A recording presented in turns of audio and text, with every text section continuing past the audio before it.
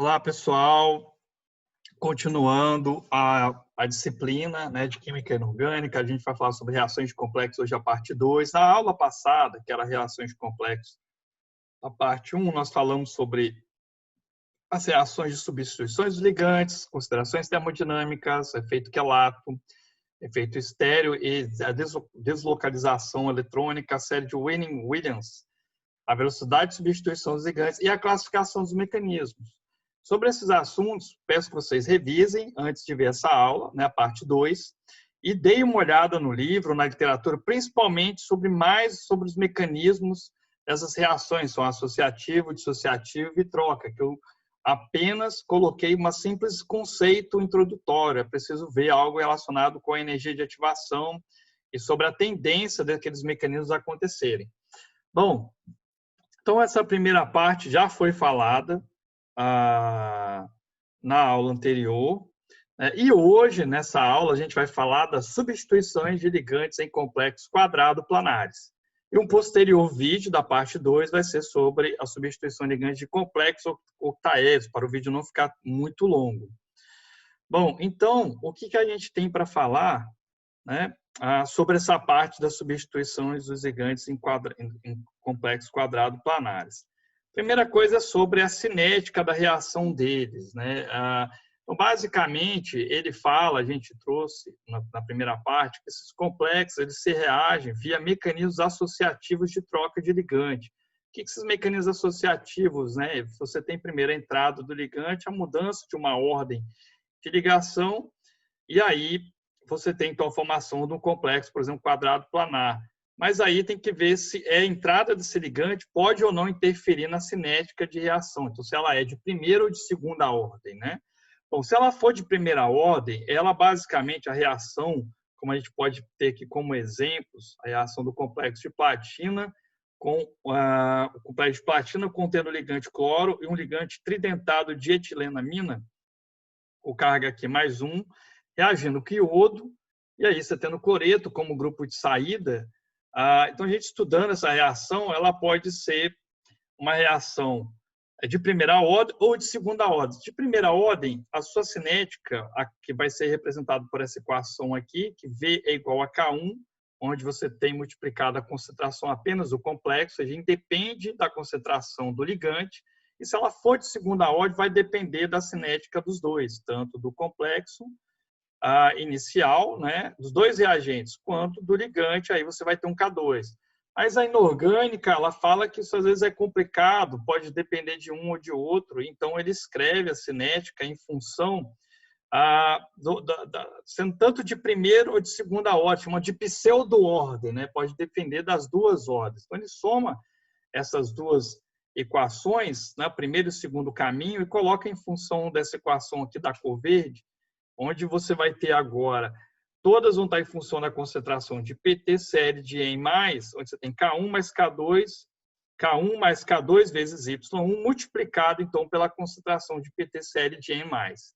Bom, se você, então, está trabalhando no meio onde você tem uma saturação do ligante, ou seja, tem muito reagente de entrada, no caso do iodeto, ele pode ser considerado constante no meio, sua concentração do iodeto não vai variar em relação ao do complexo, vai variar, está muito saturado, e aí você pode tratar isso daqui por uma outra equação, né?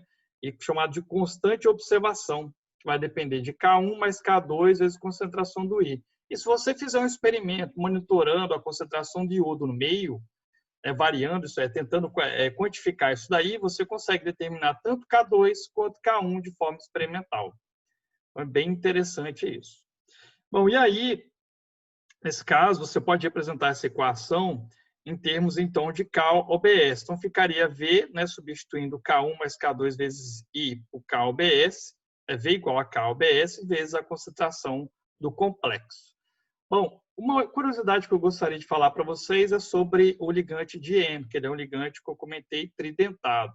Tirando a minha foto aqui para melhorar a visualização, a gente vê, então, a platina ligado com esse ligante de EN, né? Percebam, bem interessante, dois grupos de etil, né?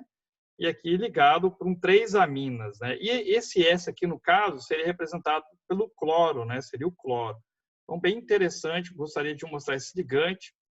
para vocês aqui na aula. Bom, então, definida a equação de cinética, né, trazida aqui para vocês uma equação de pseudo-ordem, algumas vezes a gente pode tratar ela como uma equação de segunda ordem, de primeira ordem, depende do caso.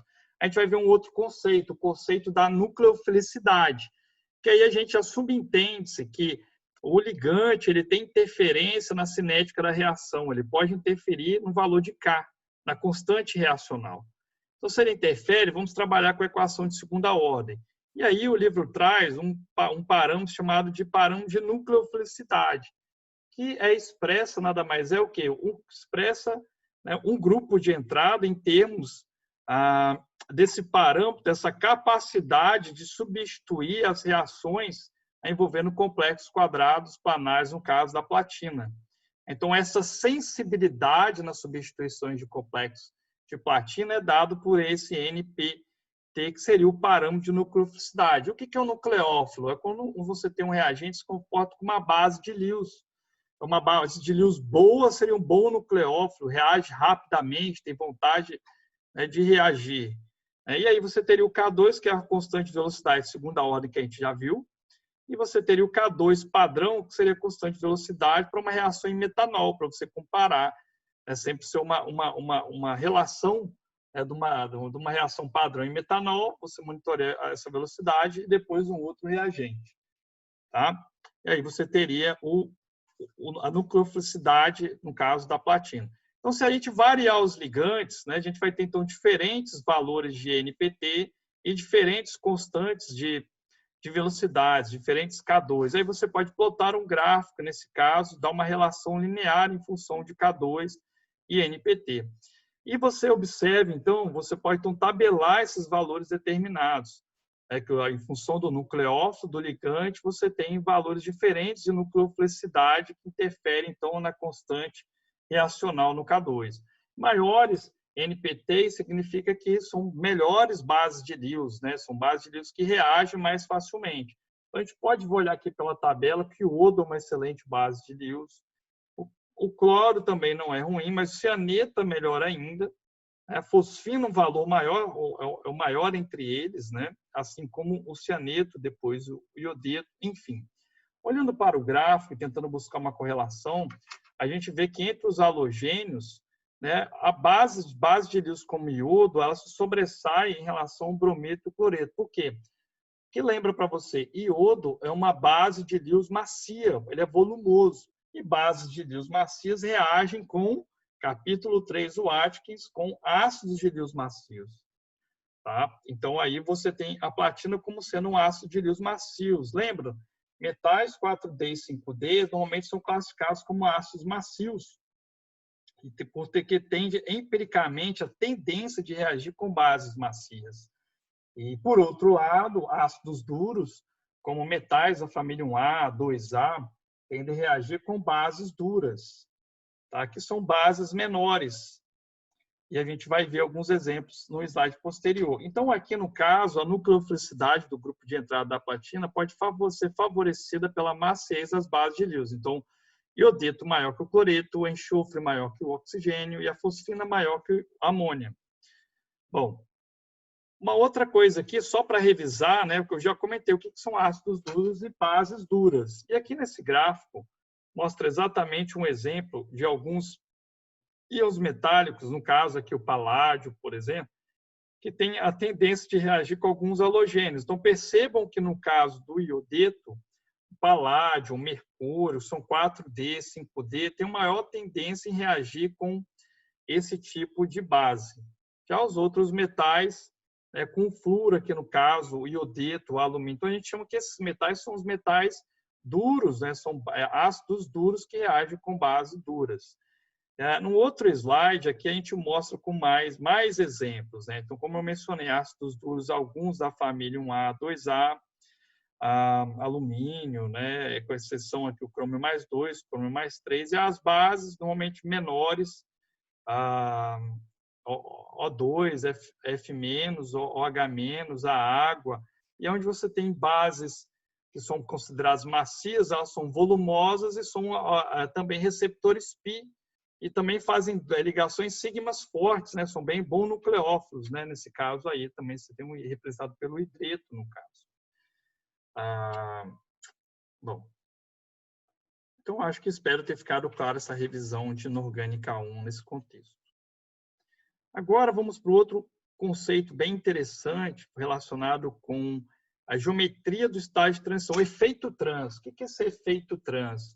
Então, quando você tem um ligante sigma ou doador ou pi receptor forte, você faz ligação sigma forte, o receptor é pi forte, ele vai acelerar a saída do substituinte na posição trans. Então, basicamente, essa frase aqui é a mais importante. Quando você tem o ligante sigma doador e um pi receptor forte, acelera a substituição de um ligante se na posição trans.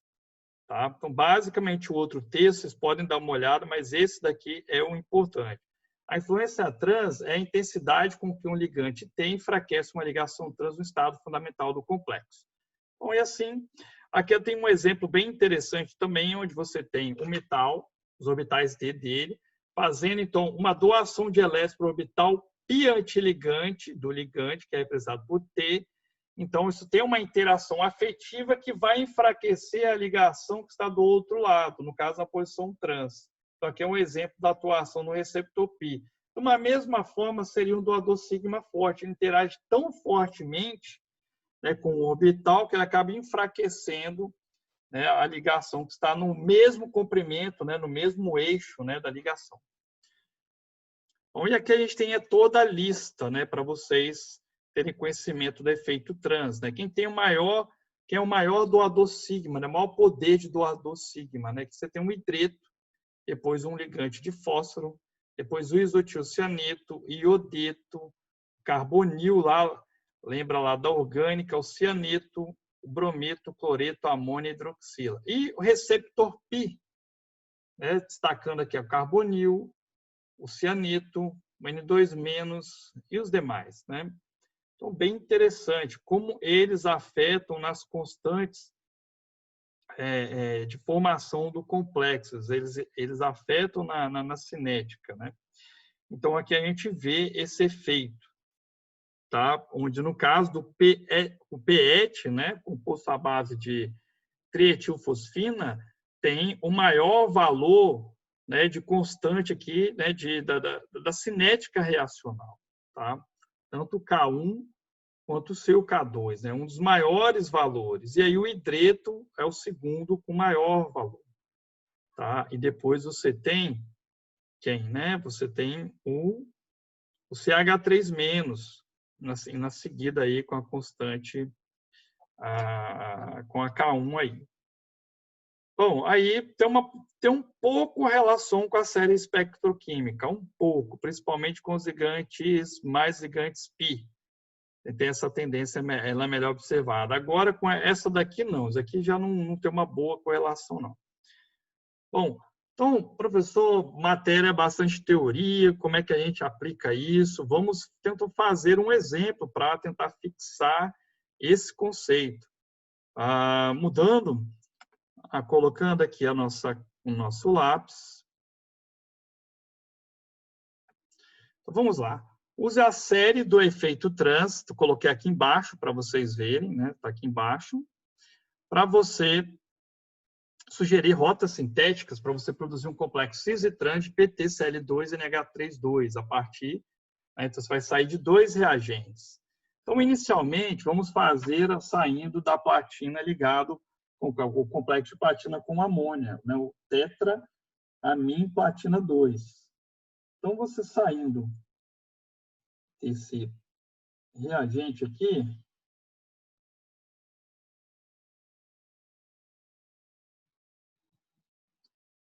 saindo dele, como é que ficaria, né? Vamos só apagar. Então, saindo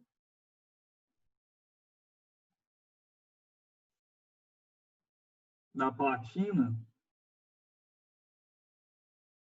reagindo com ácido clorídrico, por exemplo, que é o que seria o cloreto, O livro traz o HCl, vou mostrar todo o mecanismo. Mas a primeira etapa, então, vai entrar uma platina.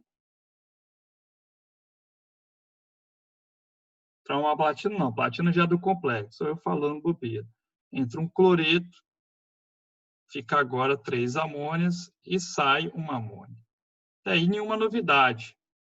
Tá? Novidade é que a carga agora vai ser mais aqui, né? Não vai ser mais 2. Tá? Melhorar a carga aqui. E aí a outra etapa, você teria o quê? Você teria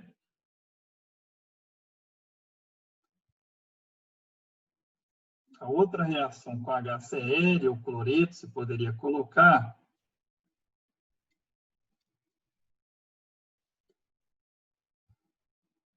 E aí você tem a formação do PTCl, NH3, NH2, desculpa, saiu outra amônia, carga zero, agora 2 cloros, né? Aí a pergunta é, esse cara vai ser cis ou trans? É isso que ele quer saber, né? Aí você tem que olhar a série. Por exemplo, primeiro ligante entrou o cloreto, e vai entrar na esfera, então, de coordenação. Então, você tem a platina, então, representando aqui, você tem, entrou o cloreto com 3 amônias. Era essa a condição que tinha, né, da segunda etapa da reação. Então, o próximo cloreto vai entrar onde aqui, né? Esse é o X da questão, tá? E aí você tem que olhar a série, né? Quem é o maior doador sigma aí, o mais forte, né? E você vê que o cloreto é mais forte que a amônia. Então, ele vai fazer uma ligação sigma mais forte. Então, se ele vai fazer uma ligação sigma mais forte, a partir do momento que ele entra no complexo, ele é um orientador trans. E ele vai favorecer a saída da amônia. Então, a resposta é que você vai formar um complexo trans, né? Desculpa aqui o espaço. Então, aí você teria complexo de platina, um cloreto, NH3 e NH3, certo? E aí, um complexo trans. Tá bom, pessoal? Professor, beleza. Agora a gente tem que fazer outra parte. Qual é o outro ligante? Um ligante agora de platina, né? O PTCl4-. Então, agora, se a gente começar com o PTCl4-, como é que ficaria? Então, com o PTCl4, 2-, isso, 2-, né? Corrigindo aqui. Pegar a borracha para corrigir. Isso. Agora, voltando. Caneta. 2-, vai ter, então, a ligação. Ligação com a amônia, primeira reação. Aqui, tranquila, né? Vai ter, então, PT, Cl3, NH3. Menos. Saiu um cloreto. Até aqui não tem mistério. E a segunda? Vai ter o PT, Cl3, NH3, menos, mais o outro NH3, né? Para a saída, então, do segundo cloro. E aí você teria o PT, Cl2, NH3, 2. Tá? Carga zero, no caso, você está saindo ligante com carga negativa. E aí, professor, é cis ou trans? Respondendo, vai ser cis. Tá? Vai ser um ligante cis. Por que ele é um ligante cis? Né? Novamente, vou falar, desenhando essa estrutura aqui embaixo, você tem a platina quadrado planar, então você tem uma amônia. E quantos cloretos? 3 cloretos. Nesse caso agora, olhando a série, perceba, a amônia que entrou, ela é um doador sigma mais fraco que o cloreto. Tá? Mais fraco que o cloreto. Então, quando vai entrar outra amônia, ela não vai conseguir orientar para essa amônia entrar preferencialmente na posição trans. Então, ela pode entrar qualquer uma das outras, né? Então, é mais fácil você produzir, neste caso, um complexo cis.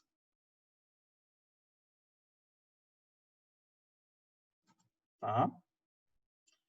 E aí, saindo o outro cloreto. Certo, pessoal?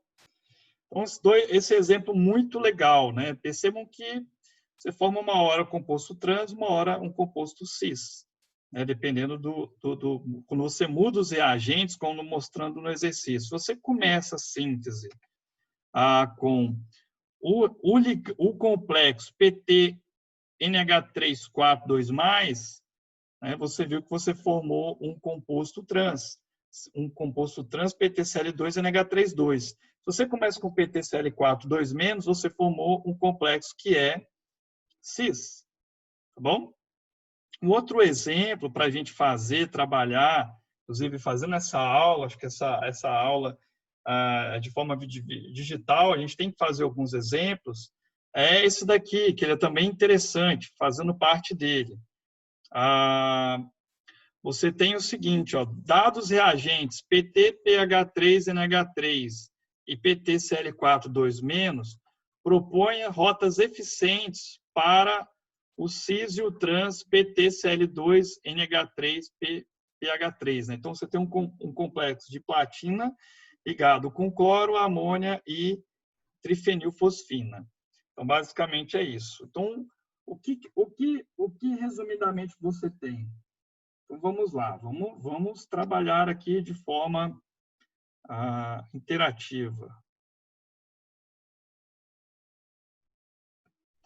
Se você tem o complexo PTCl4, 2-,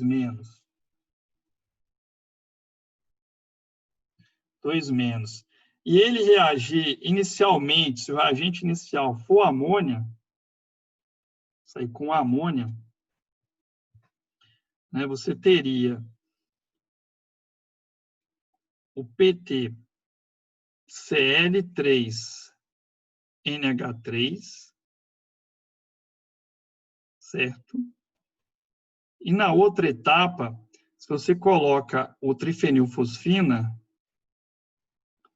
percebam que a amônia, novamente, ela não é um orientador trans em relação ao cloro, ela é mais fraca, ela é um doador sigma mais fraco que um cloro. Logo, você vai formar um composto cis. Vai formar um composto cis, platina. Opa! Ixi, apaguei isso aqui sem querer. Voltei. Consegui voltar aqui. PTCl2 vai formar um composto PTCl2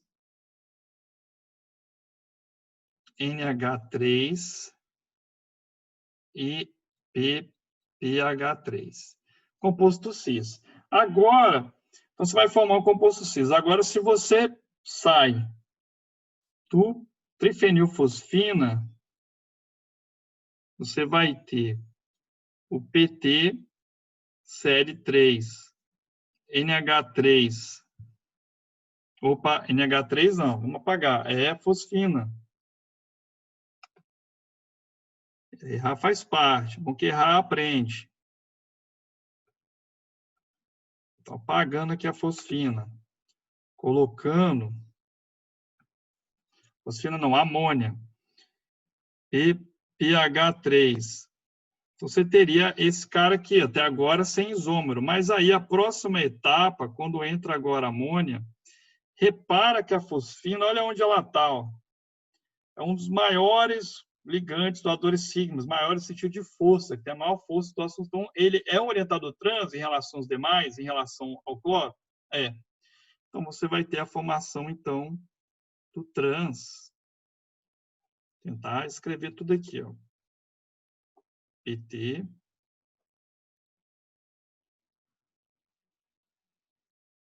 Cl2, NH3, P, pH3. Então, você vai ter isso daí. Então, repara, começou a rota sintética com amônia, não é um orientador trans, porque ela tem ela doador sigma mais fraco que o cloreto, e aí você vai formar o composto cis. Começou com a trifenilfosfina, olha aqui, ó, excelente doador sigma.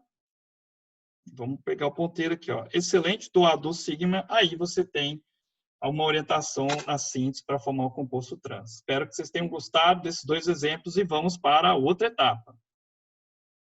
Bom, terminando, assim, uma outra característica interessante das reações de complexos quadrados planares é o efeito estéreo. O efeito estéreo pode interferir na cinética e na constante, consequentemente, na constante velocidade. Então, aqui a gente tem um caso de um exemplo de um complexo à base também de platina, onde você vai mudando o ligante e botando substituintes em seu anel aromático, no caso da piridina.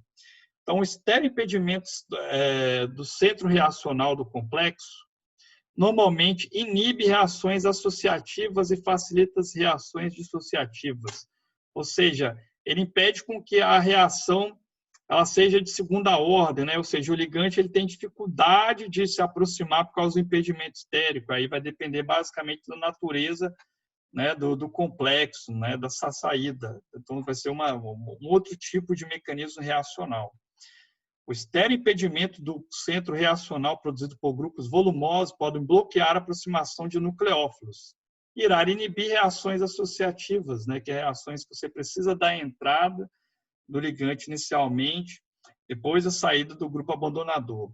Então, percebam como isso é interessante. Ó, piridina, depois você coloca uma metila, que você tem um estado já intermediário, e como é que ele impede, ele dificulta essa aproximação, o Y representando a entrada desse ligante. Tá?